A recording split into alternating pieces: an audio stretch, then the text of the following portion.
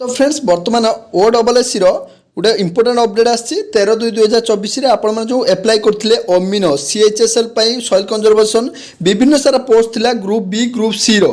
आपण मानकर एग्जाम होता 14/8/2023 एडभाइजमेंट नंबर यहाँ देखिपे जार कि आपण मानकर से आपण मानकर फाइनाली बर्तमान जो प्रिलिमिनरी एग्जाम रो शॉर्टलिस्टेड कैंडिडेट को रोल नंबर आस सारी एवं से जो मेन रिटिंग से सिलेक्ट होती से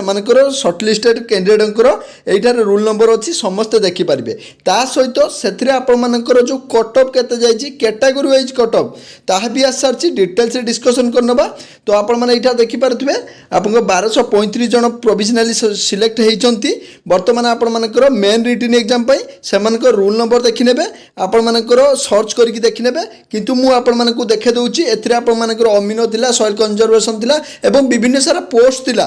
से पोस्ट में बर्तमान आस सारी समस्त चेक करनी रोल नंबर को देकी बर्तमान आपण मानकर मु कट ऑफ डिस्कसन कर कट ऑफ सभा तले देइची आपण मानकर एठारे कट ऑफ देखि पारथिबे कैटेगरी वाइज कट ऑफ रही तो आपण मानकर यूआर कैटेगरी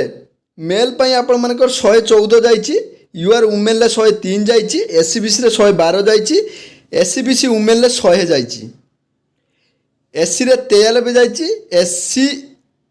वुमेन ले 81 जाइची एसटी रे 75.75 जाइची एसटी वुमेन ले 68 जाइची आपण मानकर एक्स सर्विसन ले 76.5 जाइची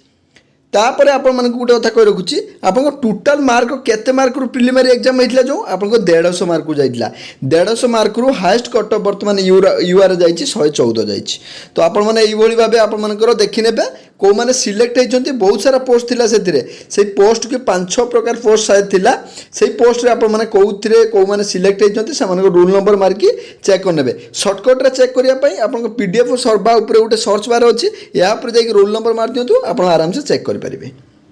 पीडीएफ टेलीग्राम रे वर्तमान प्रोवाइड कर दूँ।